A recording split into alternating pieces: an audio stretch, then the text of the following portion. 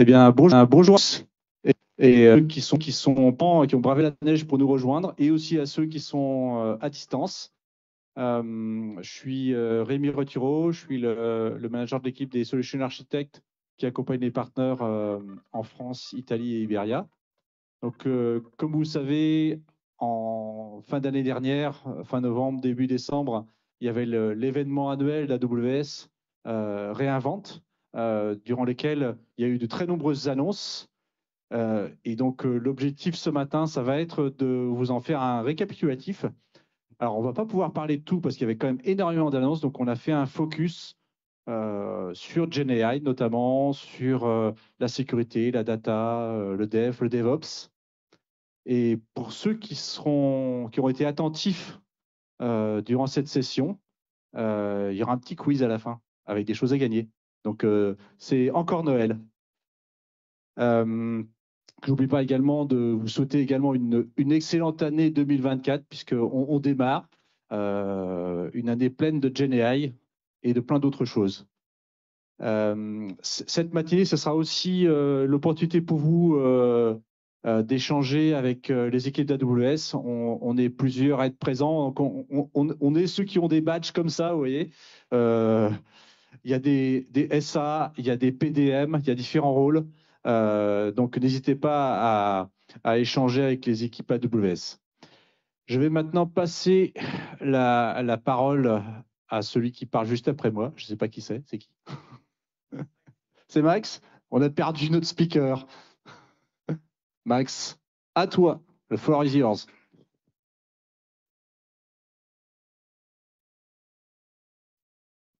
Mais en fait, c'est pas moi. Je pense que ça va être. Alors, juste un tout petit truc. On a essayé d'intéresser la partie, comme on dit. Alors, qu'est-ce que ça veut dire intéresser la partie? C'est que, en fait, on va faire un Kahoot. Alors, un Kahoot, c'est un jeu en ligne avec une compétition. Il y aura des trucs à gagner parce qu'on est des gens sympas. Voilà, donc que le meilleur gagne. Si vous voulez prendre un peu d'avance, vous pouvez télécharger l'application. Donc avec le QR code, et à la fin, on lancera le jeu, et puis voilà, donc, histoire qu'on ait trop de temps à la fin. Et il y a vous savez, dans la pyramide de Maslow, le droit inaliénable d'avoir accès au Wi-Fi. Ça nous permet de survivre. Et on va démarrer la session avec les premières annonces. Je vais laisser notre cher collègue Kabyle. Merci Max, bonjour et bienvenue à toutes et à toutes. Alors, de mon côté, je vais vous présenter les nouvelles annonces Reinvent autour de la générative AI. Mais avant tout, je vais vous présenter l'offre AWS autour du machine learning et de la générative AI. Donc, on voit que c'est une offre qui propose des services qui sont répartis en 3 couches. Donc, la première couche, juste ici, c'est la couche infrastructure. Et c'est là où on va trouver nos services hardware, comme les accélérateurs GPU, par exemple, qui équipent un certain nombre de nos instances. Il y a aussi des instances de type Trainium qui sont spécialement conçues à l'entraînement des modèles de Generative AI et les instances aussi Inferentia qui sont pour l'inférence. Donc, ce sont des instances qui vont vous permettre d'avoir plus de performance et moins de coûts. Donc, vous pouvez aller jusqu'à moins 70% en termes de coûts par rapport à des instances de type comparable. Donc, il y a aussi d'autres sur cette couche, notamment le service SageMaker, qui est un service qui va permettre à nos clients de déployer, de créer et de scaler des modèles de machine learning et de generative AI. Sur la couche du milieu, on a notre service Amazon Bedrock, qui est désormais en GA depuis l'année dernière. Et mon collègue Madi va vous présenter les nouveautés qui ont été Reinvent. Et la couche du dessus, c'est là où vous avez des services qui vont vous permettre de créer facilement des applications de Generative AI. En fait, ce sont des services qui sont destinés à des personnes qui ne connaissent pas forcément le machine learning et qui ont peu ou pas du tout d'expérience sur AWS. Ces personnes-là vont pouvoir très rapidement accéder à des applications et à le fait de déployer des applications de Generative AI. On a le service Amazon Q, pardon. On a notre service. Là, c'est Amazon Q qui vient d'être annoncé à Reinvent. Et je vais parler aussi d'Amazon Code Whisperer. Avec mon collègue Madi, on va monter les nouvelles annonces et vous allez voir que la plupart des annonces, elles concernent les 2 couches ici, donc la couche application et la couche outils, notamment Bedrock. Donc Amazon Q. Alors Amazon Q qui vient d'être annoncé, c'est en fait un assistant virtuel boosté par le machine learning, boosté par l'intelligence artificielle, qui va vous permettre de valoriser la data au niveau de l'entreprise. Il y a plusieurs façons d'utiliser Amazon Q. La première, c'est de créer un assistant virtuel propre à votre entreprise et de le lier à votre data. Donc, il va vous permettre de faire des extracts, de faire des résumés et plein d'autres fonctionnalités. Il y a un autre moyen d'accéder à Amazon Q, c'est notamment via la console. En fait, l'outil, il est déjà disponible dans la console. Donc, dès que vous connectez, vous allez pouvoir y accéder et ça sera votre expert AWS. Donc, vous pouvez lui poser des questions, genre quel est le security group d'une instance qui reçoit du trafic, comment déployer, par exemple, une file SQS, etc. Donc, ça sera vraiment votre assistant qui va pouvoir vous aider à explorer la documentation AWS et de suivre les bonnes pratiques AWS, justement, accéder très rapidement à l'innovation.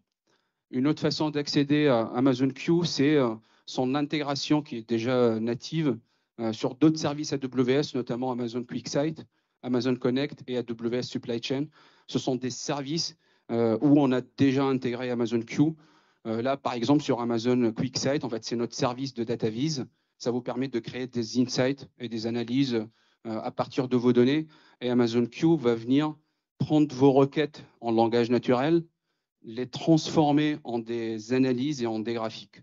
Donc voilà. Là, c'est les différentes façons d'y accéder. On peut voir ici des exemples de capture d'écran. Là, tout à droite, c'est Amazon Q qui est déjà disponible sur la console pour tous les utilisateurs AWS. Juste ici, donc là, c'est une capture de l'intégration d'Amazon Q dans QuickSight. Et là, juste ici, vous avez une capture d'écran d'un assistant virtuel qui a été créé avec un lien vers la data de l'entreprise. Et du coup, les principales fonctionnalités d'Amazon Q, c'est la possibilité de créer une plateforme qui va vous aider à chercher les informations plus rapidement au niveau de l'entreprise.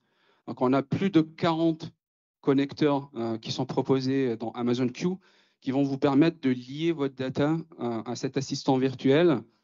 Et ça peut être en fait du SharePoint, du Salesforce ou des services AWS comme S3 ou Amazon Kendra. Donc, on en a plus de 40 et du coup, vous pouvez faire un lien entre votre data et l'assistant et du coup, créer des résumés. C'est une des fonctionnalités aussi d'Amazon Q, c'est le fait de pouvoir créer des résumés et comprendre plus rapidement vos documents et votre data. L'autre fonctionnalité aussi, c'est de générer du contenu. Donc, Amazon Q, il est capable de générer du contenu. Ça peut être du contenu marketing, du contenu tech. Donc, quel que soit le profil de votre employé au niveau de l'entreprise, il va pouvoir être plus rapide, plus efficace et générer du contenu d'une façon plus rapide et plus intelligente. Alors, il y a plusieurs façons. En fait, il y a, on peut sécuriser. En fait, on peut gérer l'accès à Amazon Q dès lors qu'on crée une application via cet outil. On a la possibilité de segmenter l'accès et de définir quels sont les profils des employés qui vont pouvoir accéder à l'outil via leur, en fait, par rapport à leur rôle, quelles sont les données auxquelles ils peuvent accéder et quelle est l'expérience web qu'ils peuvent avoir en accédant à cet outil-là. Donc, tout est managé et c'est rapide à déployer.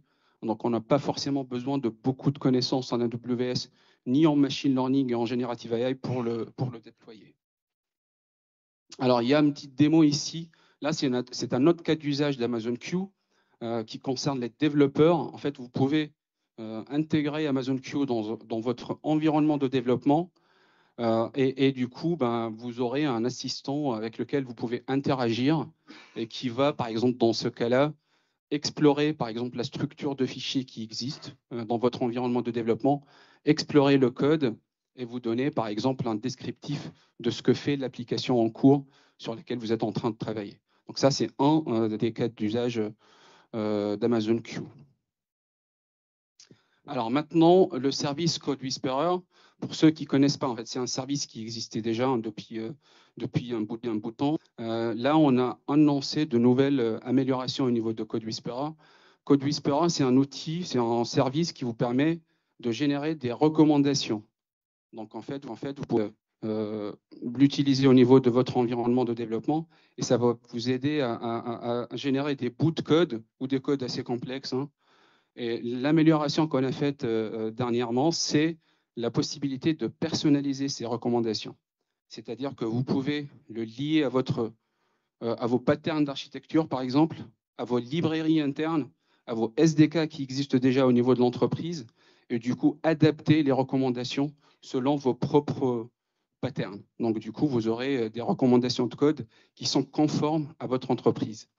Les autres annonces concernent la prise en charge de CloudFormation, d'AWS CDK et de Terraform au niveau de ce service, plus la disponibilité sur Visual Studio et la prise en charge de C#.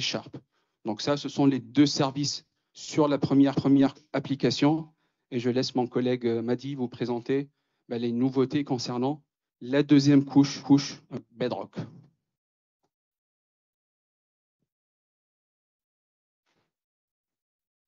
Merci Kabil pour l'introduction. Du coup, je pense que vous posez maintenant une question. Pour les services, donc on a Q et Amazon Bedrock, et quelle est la différence entre les deux? Surtout que Amazon Bedrock est venu avant Amazon Q. Donc, je pense que vous avez déjà compris ça. Amazon Q est un service qui est prêt à l'emploi, donc ready to use, alors que Amazon Bedrock est un service ready to build, donc prêt pour construire. Donc, si on revient à la couche ici, si nous revenons à la couche ici, on voit que Amazon Q se positionne en haut et juste après, vous allez avoir Amazon Bedrock qui va vous offrir plus de liberté en termes de construction. Et si jamais vous souhaitez encore plus de liberté, là, vous pouvez toujours utiliser la partie SageMaker avec SageMaker Jumpstart, mais également vous appuyer sur la partie infrastructure avec les Inference Shard, Trainium et la large gamme de CPU et GPU. Donc, Bedrock, qu'est-ce que Bedrock? Donc, c'est tout simplement un service d'intelligence artificielle qui va vous permettre de construire des applications d'intelligence artificielle qui va s'appuyer sur des foundation models et avec des possibilités de personnalisation et tout en garantissant la sécurité nécessaire pour vos entreprises. Donc, qu'est-ce qu'on propose? On propose 6 providers. Donc, vous avez AI21 Labs avec différents parfums du modèle jurassique. Vous avez également Anthropic avec différents parfums et couleurs de Claude qui va vous permettre donc la version 1 et la version également 2.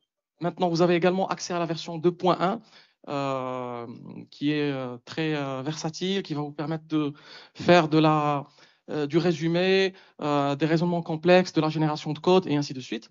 Vous avez également le provider qui est Cohere avec plusieurs modèles comme Command et Embedded.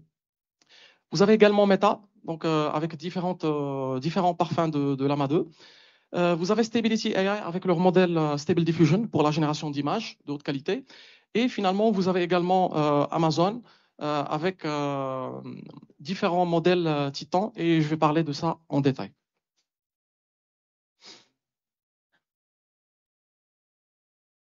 Donc, parlons de Amazon Titan. Donc, vous avez plusieurs modèles comme vous pouvez le voir. Donc, tout d'abord, vous avez le modèle Titan Text Embeddings, donc pour les embeddings. Vous avez également, pour la partie texte, vous avez 2 parfums qui sont nouveaux, donc Light et Express. Light, comme son nom l'indique, c'est un modèle qui est très léger, qui va vous permettre de répondre à la majorité des cas d'usage qui sont très simples. On va dire par opposition ou en complément du modèle Titan Text Express, qui lui va pouvoir s'attaquer à plus de tâches. Maintenant, la seule différence pour vous donner, on va dire, des directions, c'est que si vous êtes plus sur un mode où vous souhaitez faire plus du fine-tuning que du RAG, je pense que Titan Text est le modèle le plus adapté. Si vous avez une fréquence de documents qui est plus de changement de document qui est plus importante et que vous souhaitez faire du RAG avec éventuellement plus de tâches, le modèle Titan Text Express serait le bon choix. Maintenant, nous avons eu également des demandes par rapport à Titan pour qu'il soit multimodal. Donc, nous avons des demandes pour pouvoir, par exemple, faire une recherche image et texte à la fois. Et du coup, nous avons introduit donc, Titan Multimodal Embeddings. Les cas d'usage classiques sont la personnalisation, la recherche et la recommandation. Et ensuite, nous avons eu également une demande pour la génération d'images, raison pour laquelle nous introduisons donc le Titan Image Generator pour compléter, qui est en preview, pour compléter le portefeuille qu'on a déjà essentiellement par Stable Diffusion.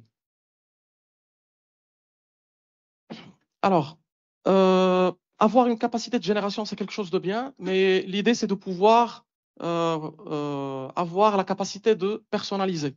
On personnalise idéalement avec la data de l'entreprise et c'est pour cela qu'on a introduit de nouvelles fonctionnalités ou on les a améliorées en tout cas pour côté fine-tuning et pour le côté pré-entraînement continu.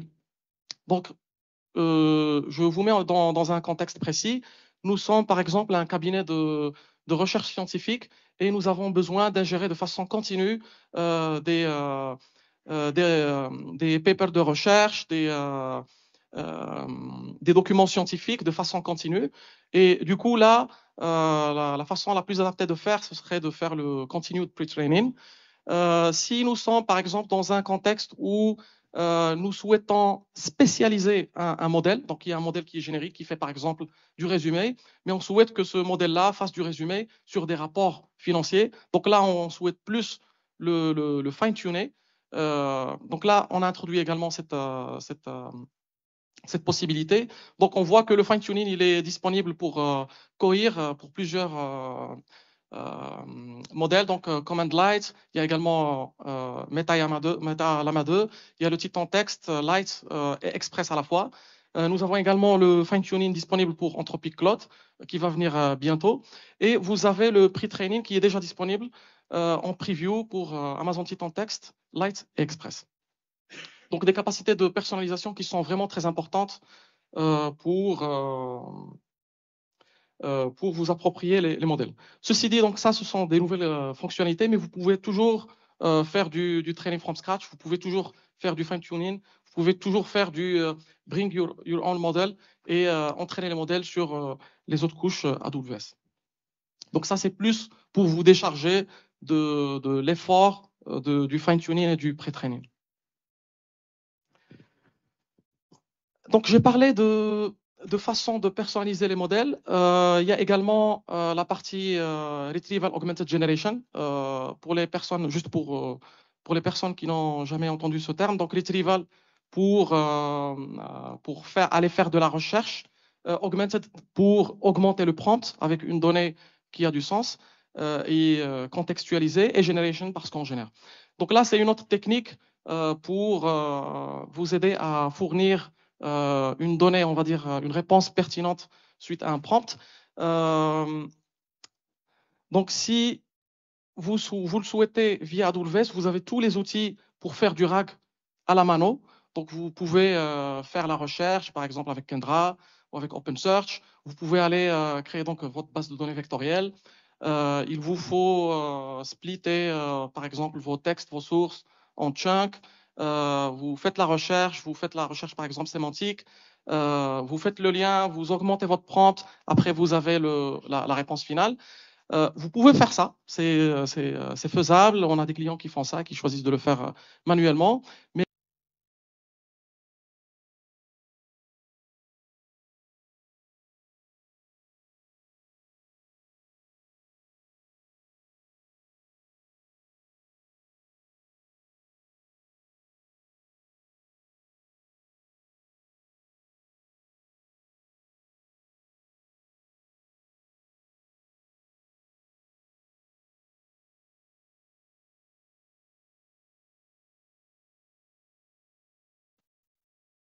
On voit rien, c'est normal là?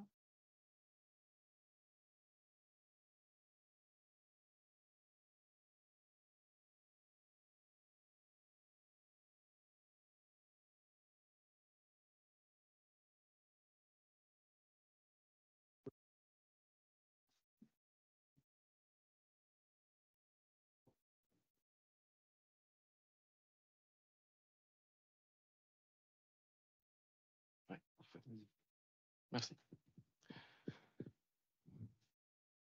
C'est bon?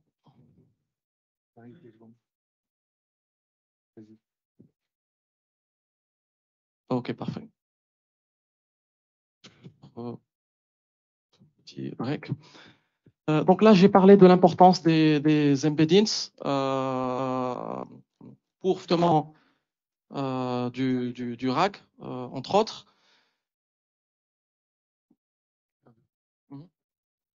Maintenant, On a perdu le chain. c'est bon? Ok. Donc, je parlais de l'importance des embeddings pour la partie d'IA générative. En tant qu'être humain, on comprend bien tout ce qui est phrase, mais pour s'adapter au modèle génératif AI, nous avons besoin d'embeddings. Donc là, je propose un schéma avec plusieurs, sous forme vectorielle. On peut dire qu'un chat ressemble à Kitten, donc Papi à Dog, et ainsi de suite. Donc l'idée, c'est de transformer les mots qu'on comprend en base vectorielle. Et c'est pour cela qu'on propose justement via Amazon Bedrock plusieurs bases vectorielles qui sont compatibles. Donc, j'ai parlé tout à l'heure d'OpenSearch Serverless. Vous avez Redis Enterprise Cloud, vous avez Pinecone et viendront dans un futur proche, donc MongoDB et Amazon Aurora. Justement pour vous simplifier et vous décharger de cette tâche de gérer les bases de données vectorielles. Alors, pouvoir générer des réponses, des images, de la donnée et ainsi de suite, du texte, quelque chose de bien, mais on veut aller un cran plus loin. L'idée, c'est de pouvoir utiliser ces réponses-là pour réaliser des tâches précises. Donc, on a eu des demandes de nos clients, on les a aidés à construire des architectures à l'aide des outils AWS. C'est tout à fait faisable, mais on a vu qu'on peut simplifier ces tâches-là à l'aide d'orchestrateurs. C'est pour cela que nous avons introduit la fonctionnalité Agents for Amazon Bedrock, qui va jouer le rôle d'orchestrateur, qui va vous permettre de façon simple de vous connecter à des API et pouvoir exécuter via des fonctions lambda des tâches bien précises. Donc, je vais donner l'exemple d'un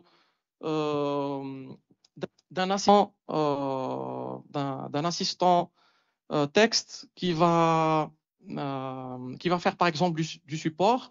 Donc, il va converser avec vous pour comprendre quel est votre problème. Et suite à cela, il va automatiquement, parce qu'il a une liaison avec une base de données, avec un outil Salesforce ou un outil de ticketing, il va automatiquement, via une API, créer un ticket, voire même, s'il a d'autres connexions API, pouvoir faire des tâches précises pour donner suite à votre requête. Donc là, on voit les possibilités d'action au-delà de la possibilité de génération.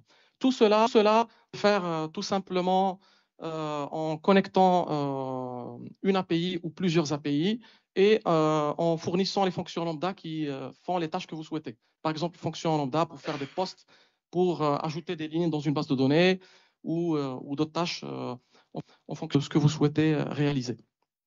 Donc, fonctionnalité intéressante, la fonctionnalité des agents qui vient compléter les fonctionnalités de génération. Alors, nous avons eu énormément de questions sur les modèles qu'on propose et également sur les autres modèles. Comment est-ce qu'on fait les choix? Comment est-ce qu'on est satisfait des modèles? Donc, ce sont des questions tout à fait légitimes et vous pouvez tout à fait faire l'étude par vous-même et faire l'évaluation par vous-même.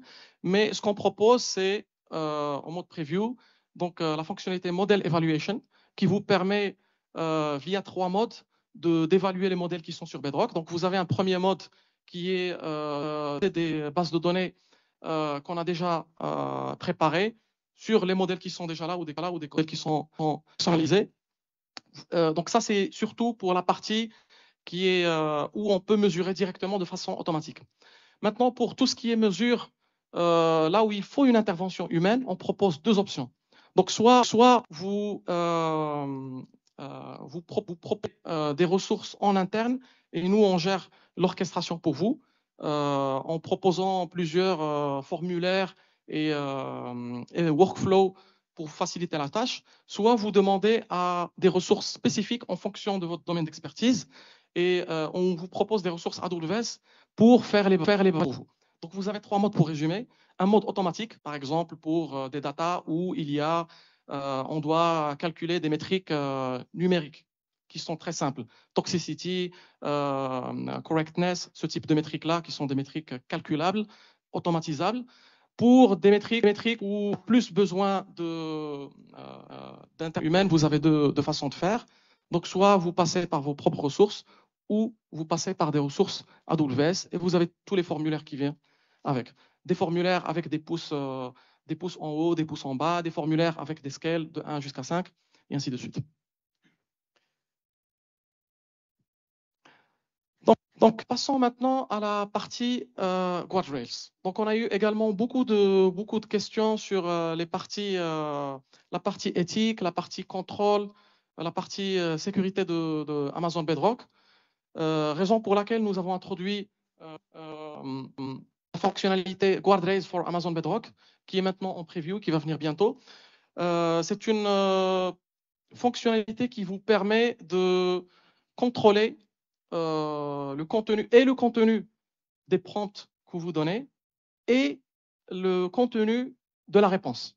Donc, il y a deux à prendre en compte, le contenu de votre prompt et le contenu des réponses. Ce que vous pouvez faire, par exemple, je suis une banque.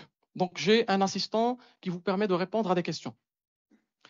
Je peux dire, je ne veux pas que quelqu'un commette quelque chose criminel. Par exemple, donnez-moi, donc je converse avec le chat et je demande au chat de me donner des manières d'accéder à un compte qui n'est pas le mien. Donc là, c'est tout de suite flagué comme, bien sûr, on le configure via guardrails. Donc, on peut ajouter une guardrail pour dire tout ce qui est criminel, on ne le souhaite pas dans le prompt. Donc, tout de suite, il sera flagué et on peut personnaliser la réponse par la suite pour dire votre demande ne peut pas répondre à votre demande parce qu'elle a un caractère criminel, par exemple.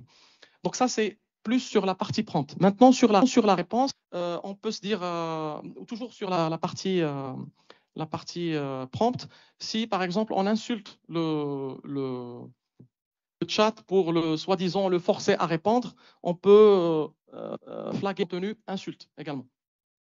Maintenant, sur la partie réponse, on peut se dire, nous sommes toujours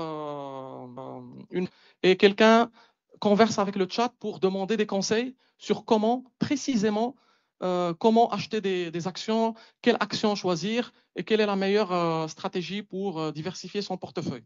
Donc, on peut se dire, nous voulons nous détacher de toute responsabilité juridique et nous ne souhaitons pas que cette personne puisse avoir ce type d'informations. On accepte seulement les informations d'ordre générique, du type, vous pouvez diversifier votre portefeuille, voilà la tendance générale et ainsi de suite, mais pas de donner des recommandations précises qui peuvent avoir des complications juridiques par la suite. Donc ça, on peut le dire aussi, on peut créer une guardrail pour dire pas de contenu, pas de proposition directe et ainsi de suite. Donc ça se précise et donc la fonctionnalité arrive à flaguer ça et avec un degré de confidence, on peut le préciser également. Donc vous avez à chaque fois 4 ou 5 degrés de confidence, donc confiance, et vous pouvez être très agressif dans cette configuration ou très souple comme le business le dicte.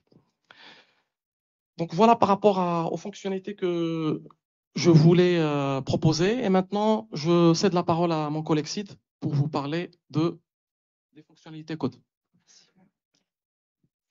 Merci Mehdi, bonjour à tous. Alors, on va commencer maintenant à nous intéresser particulièrement sur les annonces qui vont simplifier l'expérience aux développeurs sur AWS. Première annonce, c'est Application Composer qui devient accessible depuis VS Code. Alors, qu'est-ce que c'est Application Composer? Un développeur qui démarre sur AWS et qui doit composer son architecture, il doit déjà comprendre les différentes briques de son architecture, mais aussi maîtriser un langage ou un outil d'infra as code. Le but, c'est de réduire cette courbe d'apprentissage et cette friction tellement on a énormément de choix sur AWS, ça laisse une certaine complexité justement, et d'offrir par un moyen donc d'un éditeur visuel la capacité de faire un drag and drop pour composer son architecture. Donc, sans avoir à maîtriser un outil d'infra as a code, un développeur aujourd'hui peut constituer donc son architecture autour du serverless via Application Composer et depuis son VS Code, donc depuis son IDE, même à avoir un compte AWS. L'expérience qu'on peut imaginer, c'est qu'un développeur demain va démarrer donc sa console, donc son IDE, il va peut-être chatter avec Amazon Q pour être accompagné sur son choix technologique. Une fois qu'il a un plan d'action d'Amazon Q, il peut ensuite démarrer Application Composer et il peut avoir donc cette expérience-là. Donc, on a les icônes qui représentent les ressources d'AWS, nos services. Il peut faire un drag and drop, coller par exemple une API avec un backend Lambda, rajouter une base de données DynamoDB. Donc, faire toute cette expérience-là. Et la magie est derrière opérer avec l'IA génératif qui va générer donc le script CloudFormation ou même SAM pour Serverless Application Model pour pousser ça et déployer ça propre sur un compte AWS. Donc, plus jamais besoin de faire, de commencer directement par le code ou de commencer par planifier qu'est-ce qu'on va mettre dans le code. On peut directement, par exemple, brainstormer avec son client autour d'une architecture.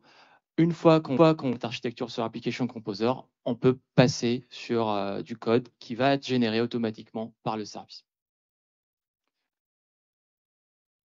Pareil, pour les développeurs, on a aujourd'hui un framework qui s'appelle CDK pour Cloud Development Kit. Donc, c'est un framework qui permet de faire du vrai infra as a code en utilisant des vrais langages de programmation comme Python, TypeScript, Golang, etc. Et ce framework-là offre ce qu'on appelle des librairies représentées sous forme de constructs qui permettent donc un très haut niveau d'abstraction pour aller plus vite. Donc, on a parlé de beaucoup d'IA génératif. On en parlera aussi au courant de cette année, vu que c'est l'innovation de cette décennie. C'est très, très important du fait du potentiel qu'elle peut avoir en termes de productivité, en termes de réinvention aussi des processus métiers. Et donc, pour aider les développeurs à aller plus vite dans tout ce qui est infra as a code, on a publié donc des patterns sur l'IA génératif qui sont représentés donc dans ce référentiel AWS Labs, Generative AI, CDK Construct. Donc, par exemple, pour faire un RAG sur AWS, un développeur pourra justement importer les librairies qui sont présentées dans ce repository-là et les utiliser directement. On a plusieurs patterns, par exemple, comme on fait le résumé des fichiers PDF sur Amazon SageMaker en utilisant les LLM propres à SageMaker. On peut aussi faire ça directement. Donc, il y a plusieurs librairies. À vous de découvrir les patterns qui vous intéressent. En termes de SDK, donc, on a parlé de CDK. Donc, CDK, c'est pour faire de l'infra as a code. SDK, c'est beaucoup plus pour justement coder donc, des applications qui vont faire appel à des API d'AWS. Donc, on a pas mal de SDK avant ces deux annonces. On avait donc une SDK pour Python, pour JavaScript. On a ajouté donc deux nouveautés, c'est Rust et Kotlin. Surtout Rust, qui est un langage qui est très éco-responsable en termes d'environnement, parce qu'il y a eu récemment un papier qui benchmarkait les différents langages de programmation en termes d'efficience, en termes d'efficacité énergétique, etc. Et Rust donnait des résultats plutôt intéressants.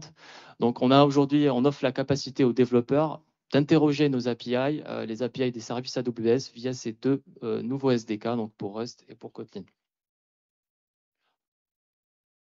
Pour Step Function, donc Step Function, c'est un outil justement pour tout ce qui est orchestration des microservices, réalisation des workflows sur AWS.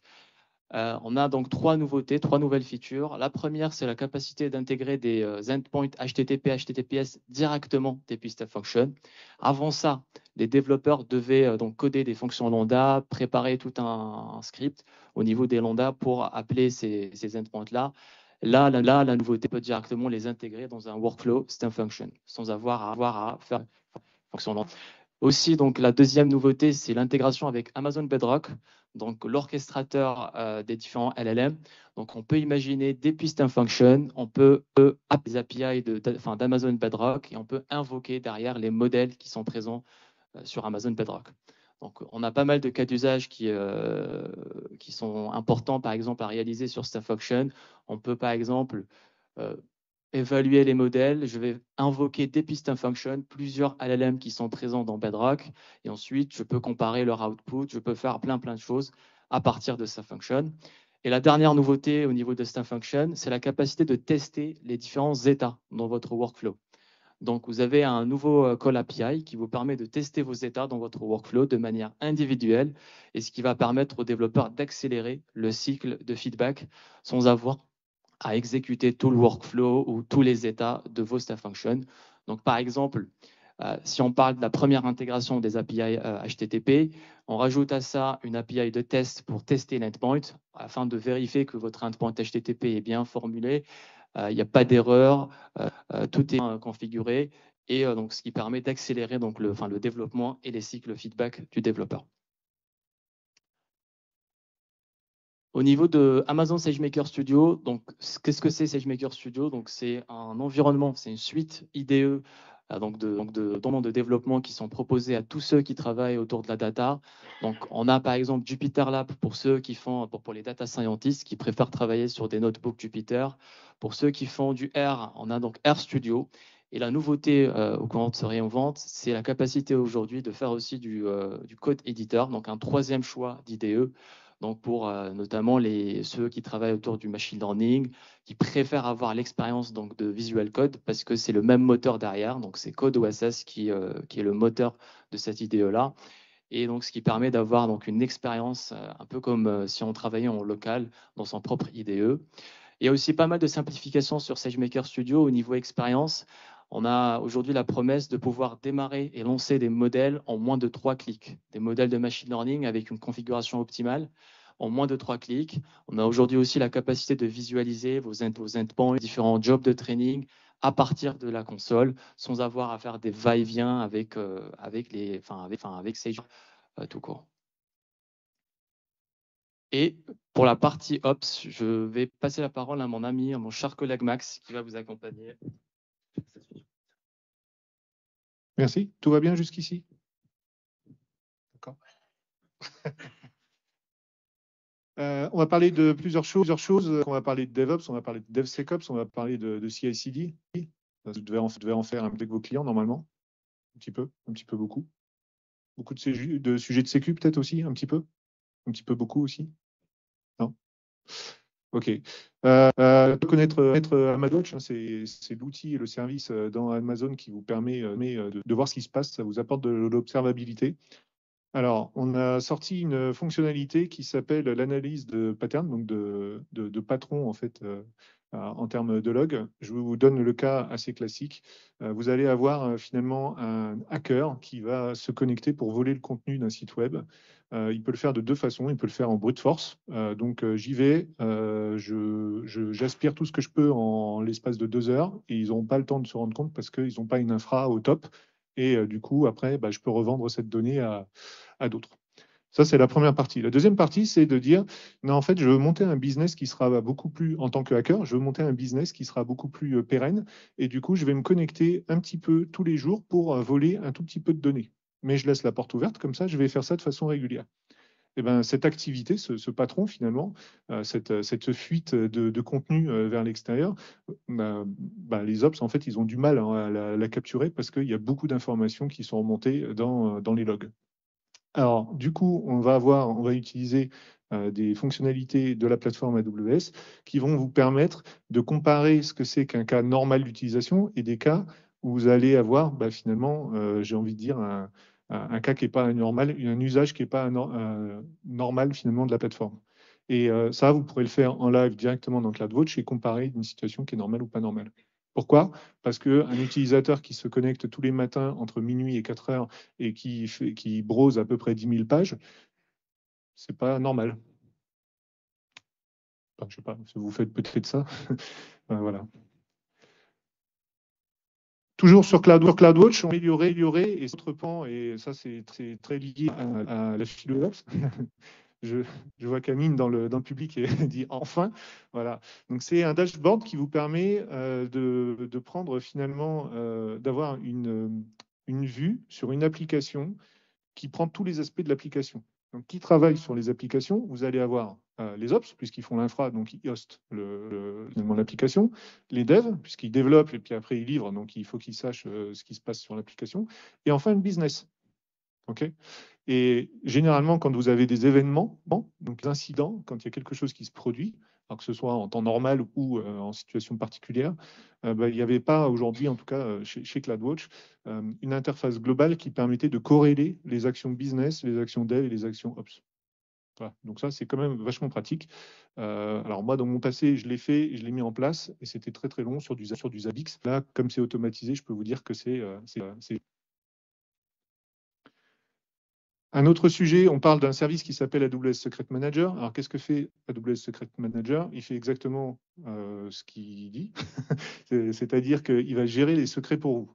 La problématique qu'on avait, c'est que dans certains cas, lorsque vous avez un bout de code, on va dire, je sais pas, une instance EC2, un conteneur ou une lambda, qui appelait plusieurs fois manager, vous pouviez avoir des temps de latence qui s'instauraient parce que vous faisiez des appels en parallèle ou en séquentiel pour récupérer les différents secrets. Là, en fait, on a mis en place une fonctionnalité qui permet de faire un batch. Vous dites tous les secrets dont vous avez besoin, vous récupérez tout en un seul coup. Voilà. C'est bien pour tout le monde, c'est bien pour la planète. Et ça va beaucoup plus vite. Alors maintenant, on va parler un petit peu d'inspecteur. Donc, Amazon Inspector, lui, il porte bien son nom. Il inspecte. Fait concrètement, ça va faire le job, finalement, d'un auditeur de sécurité concernant une machine particulière. Il va se connecter dans, on va dire, un élément de compte. Ça peut être des machines virtuelles EC2, ça peut être des conteneurs, et ça peut être aussi des lambdas. Okay. Qu'est-ce qu'il va faire? Il va regarder toutes les briques, tous les différents étages finalement qui sont à l'intérieur du bout de code, la partie système, la partie langage de programmation, vérifier que c'est à jour, vérifier que c'est bien patché, qu'il y a les bons niveaux de sécurité, que dans le code, typiquement, il n'y a pas de bêtises. On n'a pas un programmeur qui fait en fait poste des informations à l'extérieur. Donc, première qu'on a fait, en tout cas, et ce qui est déjà disponible, c'est qu'Amazon Inspector permet de scanner avec de la Generative AI les lambdas. Alors pourquoi on a mis de la Generative AI là-dedans? Parce que la lambda, en fait, ce qu'on amène, c'est du code, donc il faut pouvoir lire le code. Donc on va mettre en place un foundational model qui va lire le code, qui a été entraîné pour ça, qui va comprendre ce que le code y fait, et qui va dire, oula, ce truc-là, il est en train d'envoyer des données à l'extérieur, donc c'est pas bon. Oula, il y a des credentials qui ont été mis en dur dans la fonction. Faites pas ça, même pas à la maison, d'accord? C'est important d'avoir finalement comme un développeur supplémentaire qui vient faire ce travail de revue pour vous. OK? Donc, c'est super important. Et tout ce que va trouver Inspector, il va le mettre dans une liste. Ça va générer des événements. Et alors, ce qui est magique, forcément, s'il y a un événement, ça veut dire que vous pouvez le piper vers autre chose. Vous pouvez envoyer des SMS, vous pouvez déclencher des actions. Vous pouvez dire, oula, si cette lambda, elle a du code, elle vient d'être publiée, elle a du code qui est compromis, on revient en arrière. Rollback automatique. Et après, on envoie un mail au manager du développeur pour dire, qu'est-ce que tu as fait? N'est-ce pas? Donc, la suite, toujours sur Inspector, on a fait la même chose sur les conteneurs. Alors, il y a deux choses qui sont importantes.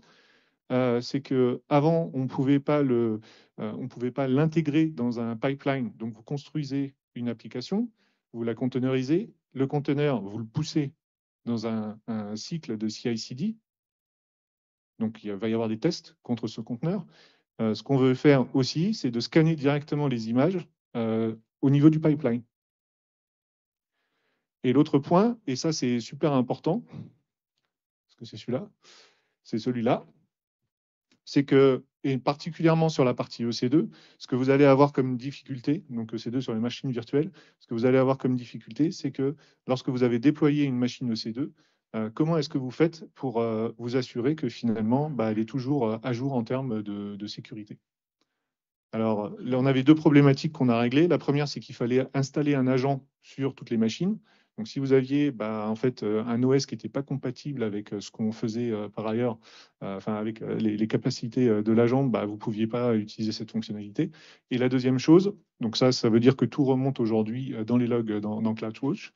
Et la deuxième chose, c'est que lorsque vous faisiez un scan complet sur une machine, ça attaquait la performance finalement de la machine. Donc, si vous aviez besoin d'avoir des hautes performances, quelque part, entre l'observabilité et puis la performance, il y avait un trade-off à faire. Là, on n'a plus besoin de faire ça, puisqu'on peut tout à fait prendre un snapshot de BS, donc du disque dur, et travailler sur ce backup pour détecter les vulnérabilités. Et donc, en conséquence de tout ça, on a un autre service qui s'appelle AWS GuardDuty, alors que vous connaissez peut-être. Donc, AWS GuardDuty, imaginez que c'est un grand parapluie qui protège vos workloads. OK ? Toutes les informations qui arrivent, tous les appels qui sont effectués par l'extérieur. Donc, vous savez qu'on ne peut pas faire confiance à ce qui se passe à l'extérieur. On peut faire confiance à ce qui se passe à l'intérieur, mais à l'extérieur, on ne peut pas. Donc, GuardDuty va faire ce rôle de grand parapluie et il va décider de laisser passer ou de ne pas laisser passer, les différentes informations qui viennent de l'extérieur. Pour l'instant, c'était disponible uniquement sur la partie CloudFront, donc notre CDN, ou sur la partie API Gateway, qui est une passerelle d'API. On a mis en place donc des fonctionnalités de GuardDuty qui permettent de se connecter par-dessus ECS et EC2 pour une bonne raison, c'est que dans certains cas, vous avez des hackers qui arrivent à rentrer par l'utilisation normale d'un conteneur et à détourner le fonctionnement du conteneur. Je donne un exemple. Je crée un conteneur, je sais pas, il gère des commandes clients. En fait, vous n'avez pas très bien sécurisé votre modèle d'API et un hacker arrive à se connecter à l'intérieur, il arrive à se loguer à l'intérieur du conteneur, il va pouvoir réécrire une partie du code ou utiliser finalement les API dans un mode normal pour lui faire effectuer d'autres choses. Okay ? Ce détournement-là, en fait, on ne le capturait pas, puisque d'un point de vue de l'extérieur du conteneur, tout passe bien. Tout se passe bien. Donc, GuardDuty permet de savoir est-ce que le comportement en run donc des conteneurs sur ECS et EC2 est détourné. Et si c'est le cas, du coup, ça vous remonte des alertes. S'il y a des événements, vous pouvez piper ça, retirer, faire des rollbacks automatiques, etc. Voilà, donc ça, c'est quand même, en termes de sécurité, c'est... Parce que ça prend du temps à des personnes de faire de la surveillance. Donc, si vous avez un robot qui vous fait ça pour vous, c'est quand même génial. Un très grand différenciant d'AWS. Et je vais terminer par celui-là. Je crois que c'est celui-là mon dernier. C'est ça, hein. Donc, le dernier, c'est IAM Access Analyzer. IAM, c'est Identity and Access Manager. Donc, c'est l'outil qui vous permet de dire qui a le droit d'accéder finalement à la plateforme AWS. Donc, on a un principe, et c'est le principe qu'on pousse à tous nos clients, qu'on a aussi nos discussions entre nous, et vous le savez, hein, c'est le principe de moindre privilège en termes de sécurité. C'est facile à dire, c'est difficile à mettre en place, et c'est super difficile à auditer en termes de compliance. Donc demain, je viens vous voir, est-ce que vous appliquez le principe de moindre privilège? Vous me direz oui, mais en fait, vous ne savez pas forcément vraiment ce qu'il en est. Vous n'êtes pas sûr. Avec IAM Access Analyzer, ce qui est intéressant, c'est que vous pouvez avoir une vue qui est unifiée sur l'ensemble des comptes AWS. Donc, imaginez ça, que vous connectez ça à une organisation AWS. Et dans chaque rôle, donc là, on le voit, vous allez avoir des règles qui seront évaluées. Donc, par exemple, on va vérifier que en marron, là, on va avoir les rôles qui ne sont pas utilisés. Donc, pourquoi vous avez des rôles dans votre console s'ils ne sont pas utilisés? On va avoir des access keys en bleu là, qui ne sont pas utilisés, ou des passwords qui ne sont pas utilisés, etc., etc. Ce qui vous permet du coup de donner de l'habilité sur cette fameuse règle de moindre privilège et à force d'itérer, de réduire ça et de réduire votre empreinte. Gérana.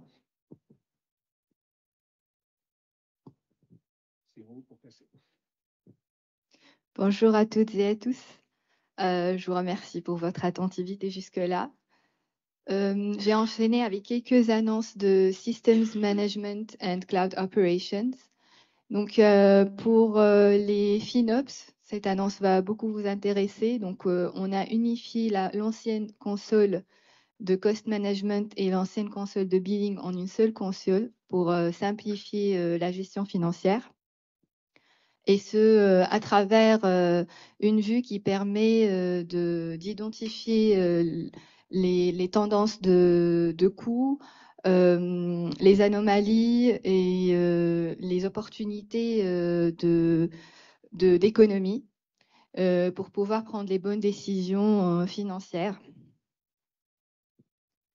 Ensuite, on a aussi lancé My Applications. Donc, c'est un dashboard qui fait partie de la console de management. Donc, c'est un ensemble de fonctionnalités qui permet d'avoir une vue ciblée par workload. Donc, vous définissez vos applications dans My Applications. Ensuite, vous pouvez avoir, à travers différents widgets de sécurité, de cost management, de performance, etc., une vue sur vos applications. Donc, comme vous pouvez le voir, on peut voir le network, le CPU, le cost. Vous pouvez même comparer entre vos applications en termes de consommation et de performance. AWS Usage est une API qui a été lancée pour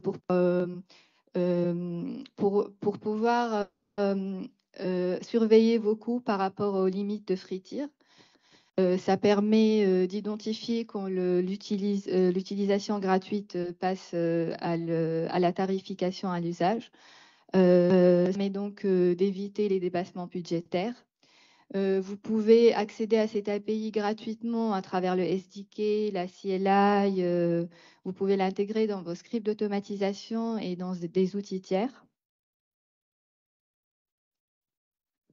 Ensuite, donc, Amazon CloudWatch, on a annoncé une nouvelle classe de log, Infrequent Access Class. C'est une classe qui vous permet de consolider vos logs rarement accessibles d'une manière plus rentable. Donc, cette classe vous permet de bénéficier d'un sous-ensemble de fonctionnalités de CloudWatch, telles que l'ingestion gérée, l'analyse de logs inter-account, le chiffrement, le stockage de logs. Et ce d'une manière plus rentable. En ce qui concerne Systems Manager Automation, on a lancé une nouvelle façon de créer des runbooks. Donc, c'est une expérience visuelle qui permet de réduire les efforts de développement. Vous n'aurez qu'à faire des drag and drop dans les outils, dans les actions d'automatisation que vous souhaitez utiliser dans vos runbooks.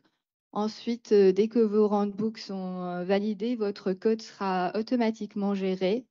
Vous pourrez par la suite l'exécuter et voir les résultats dans la console du Systems Manager Automation. Je vais passer dans la partie storage. Donc, c'est là où on a annoncé une nouvelle classe de storage. Donc, c'est Amazon S3 Express One Zone. C'est une nouvelle classe qui était conçue pour offrir le stockage le plus rapide dans le cloud aujourd'hui. Donc, c'est spécialement pour les applications qui sont critiques en termes de performance et qui nécessitent une vitesse d'accès aux données de millisecondes. Donc, cette classe permet de réduire jusqu'à 10 fois la latence d'accès aux données et de réduire les coûts de 50% par rapport à S3 standard.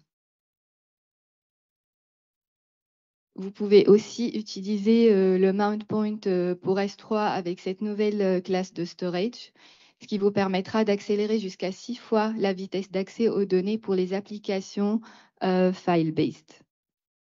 Ce sera tout de mon côté aujourd'hui. Je vous remercie. Top, merci Anna. Du coup, moi, je vais continuer sur les sujets liés au storage. Donc, on a parlé d'S3 pas mal. Moi, je vais continuer avec EFS. Donc, EFS, c'est Elastic File Storage. Donc, c'est nos systèmes de stockage partagés, donc qui permet d'être monté sur un ensemble de ressources et accéder via le réseau. Donc, on a pas mal d'annonces qui ont été faites sur EFS lors de ce reInvent. La première, elle concerne une nouvelle classe de stockage. Donc, une nouvelle classe de stockage liée aux data et notamment à la voilà, au mode d'accès à la data. Donc jusqu'à présent, on avait le mode, disons, standard qui permettait d'adresser les datas qui étaient chaudes, donc qui étaient utilisées et accédées en permanence. On avait une seconde classe de storage qui permettait, donc avec des SLA différentes, des performances différentes, mais surtout un modèle de coût différent de couvrir les datas qui étaient accédées de façon moins fréquente. Et on vient donc un peu sur le même modèle qu'S3, ajouter une nouvelle classe de storage qui, elle, pour le coup, est dédiée aux archives, donc vraiment aux données très très froides qu'on veut conserver, mais qui seront accédées que très rarement. On parle de 1 à 2 fois par an, donc l'idée c'est vraiment ça. Donc cette nouvelle classe de storage vient ajouter davantage de granularité sur la façon dont on va stocker ces datas au sein d'un même file system EFS, et du coup d'avoir un modèle de costing qui va vraiment être adapté et le plus granulaire possible par rapport à ces datas. En termes de costing, on parle de 50% d'économie par rapport au modèle Infrequent Access. Donc c'est vraiment voilà, une évolution et une option qui est fournie nativement maintenant dans le service de façon à baisser les coûts, réduire les coûts et être au plus près de l'utilisation qui est faite des données derrière.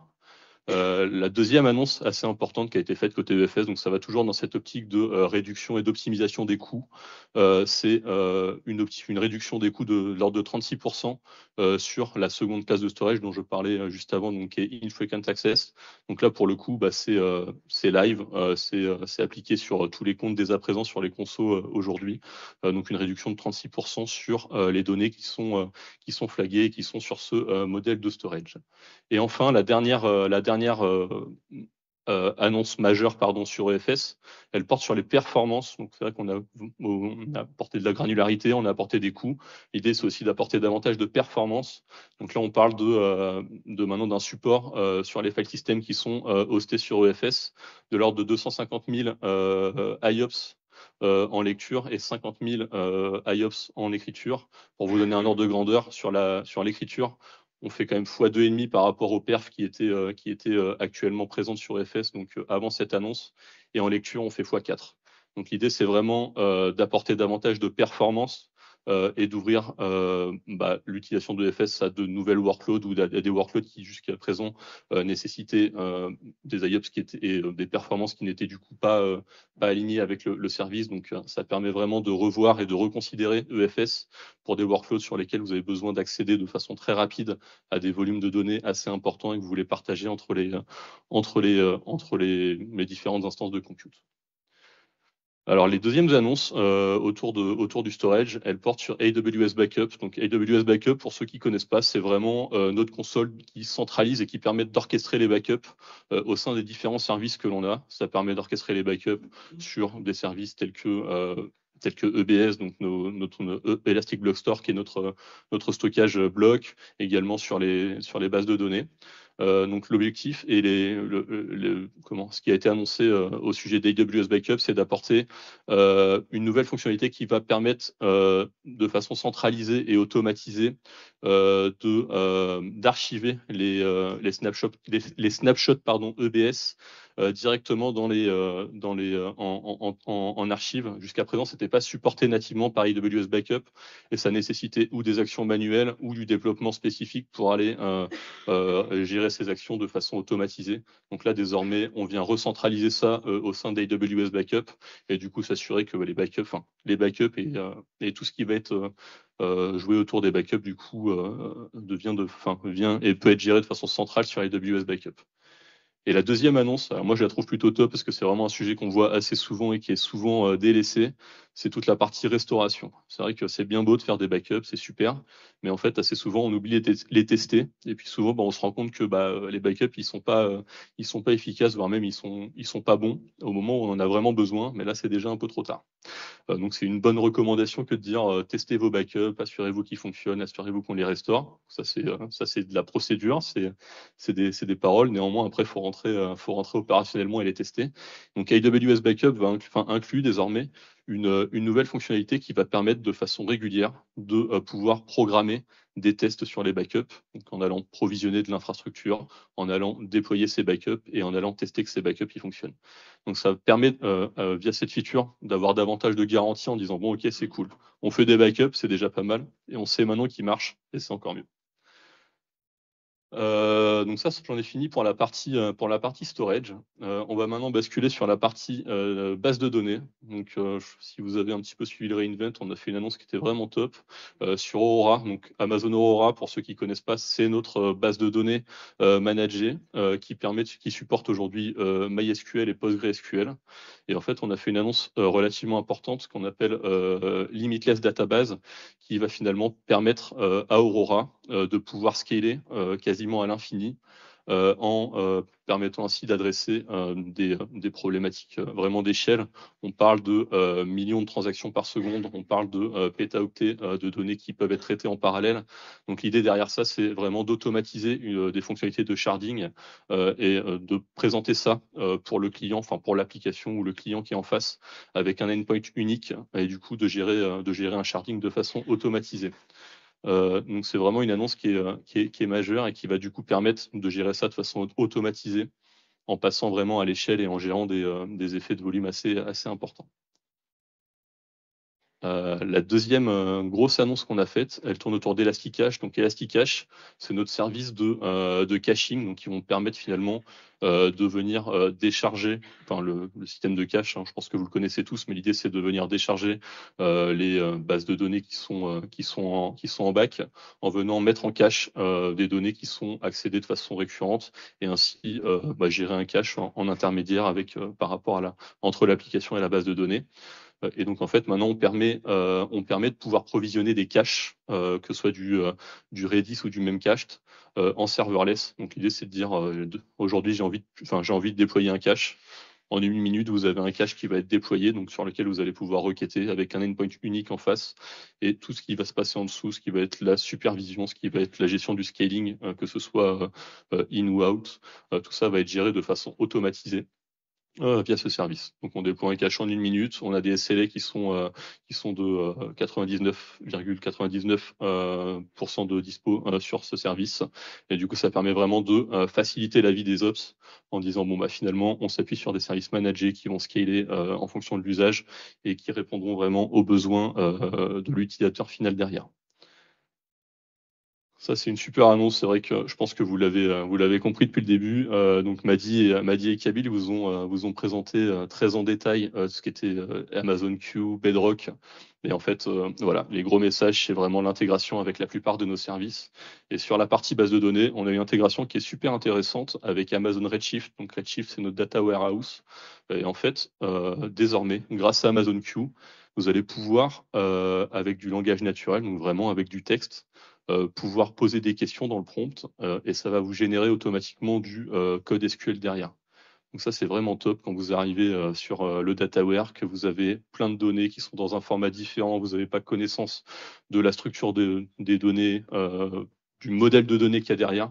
Vous allez poser ces questions à Amazon Q. Amazon Q va commencer à vous générer du code SQL par rapport à ce qu'il a compris, à ce qu'il a interprété du dataware qu'il y a derrière. Ça va vous faire gagner un temps monstre, ça va vous permettre d'aller creuser davantage dans la donnée sans forcément avoir connaissance de l'ensemble du modèle de données, des structures de données qu'il y a derrière.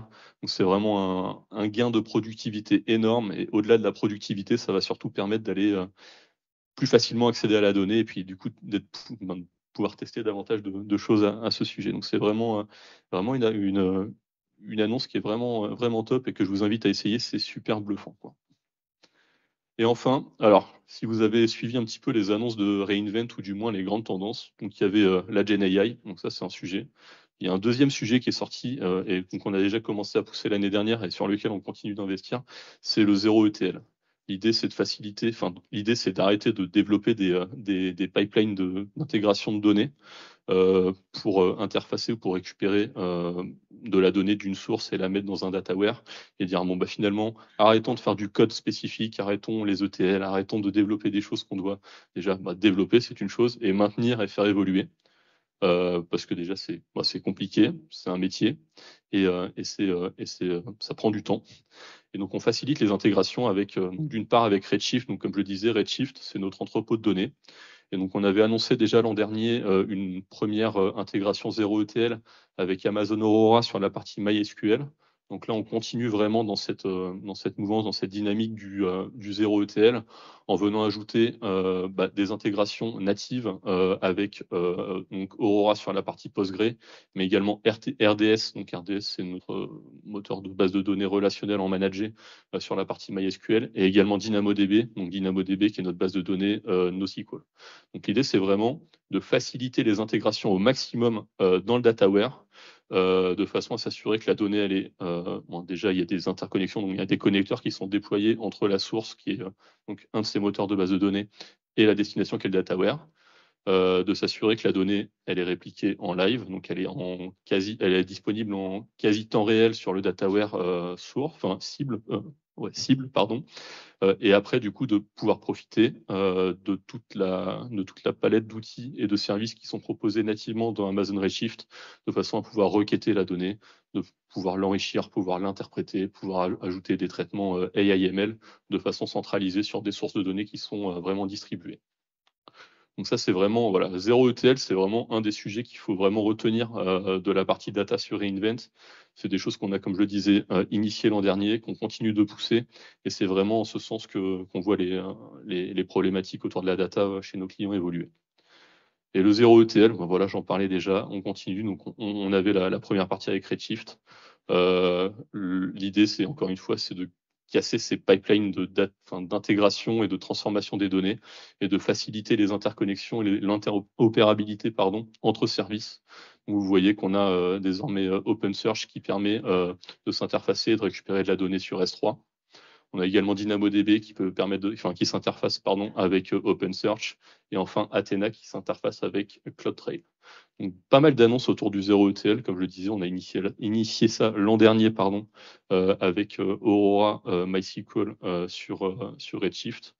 Et on continue d'investir sur ces sujets parce que c'est vraiment des sujets qui permettent de simplifier au maximum les architectures, d'accéder à la data et enfin de s'assurer que la data elle est la plus pertinente et accessible possible. Voilà. Merci Nico. Alors, on est arrivé au bout des annonces importantes, mais avant ça, one last thing, pour ceux qui se rappellent. Un petit saut dans le futur. On va parler du projet Kuiper.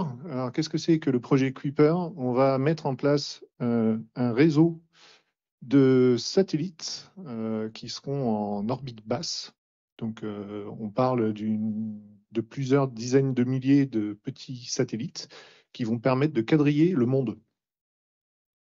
Ouais, je sais, donc je parlais de futur, mais c'est ça. Ensuite, on va récupérer ces informations et on aura des liens fibrés avec le backbone d'AWS qui vous permettront d'accéder directement au cloud AWS depuis n'importe où. Ok, vous êtes au fin fond de l'Ardèche, il n'y a pas de couverture télécom 5G. Comment on fait? Eh bien, avec ce système-là, vous pouvez le faire. Donc, c'est en cours de déploiement. Donc, il y aura une partie publique et une partie privée. J'en sais pas plus que vous. En tout cas, ça a été annoncé. Des gens connaissent Party Rock? Vous avez joué un petit peu avec Party Rock? Non? Pas du tout. Alors, Party Rock, qu'est-ce que c'est? C'est un site qui est gratuit, qui est propulsé par AWS et qui propose une interface. Dans cette interface, vous pouvez composer une application qui va s'interfacer avec un modèle, un fondamental modèle finalement d'AWS. Donc concrètement, vous avez des boîtes dans lesquelles vous allez pouvoir poser des questions à un utilisateur, vous allez rentrer des éléments. Par exemple, alors moi j'en ai fait un, parce que j'ai un cas assez précis et compliqué pour moi, c'est d'organiser mes vacances. Donc je dois trouver le meilleur budget avec le nombre de personnes, partir à un endroit, etc. C'est toujours la galère de trouver de bonnes idées et d'avoir un bon programme. Donc j'ai créé un prompt et le prompt il est variabilisé. Et donc PartyRock, c'est un site web qui vous permet de composer, de fabriquer avec des boîtes. Vous posez des boîtes et vous liez tout ça. Et du coup, l'idée à la fin, c'est d'avoir une recommandation. Alors on vous dit, bon, alors c'est assez marrant parce que j'ai fait une démo il n'y a pas très très longtemps, l'année dernière, à, à Nantes. Et donc le robot m'a proposé d'aller à Quiberon en vacances. Donc les Nantais étaient super contents. Ils ont dit oui, c'est un bon robot. Il a tout compris. Voilà. Donc c'est un moyen excessivement simple, puissant pour expliquer le pouvoir d'un cas d'usage propulsé par la Generative AI à vos clients. Votre client il dit oui, mais moi, la Generative AI, je pense que c'est un gadget. Vous lui mettez ça entre les mains. Il peut jouer, il peut éditer, il peut changer les variables, il peut faire son propre truc. Et il va comprendre tout de suite à quoi ça sert et surtout quel sera l'impact pour lui en termes d'organisation, en termes de compétences, en termes de pipeline, de data, etc. Tout ce qu'on a dit précédemment, tout est lié. Voilà, c'est une révolution qui est énorme. Passez pas à côté.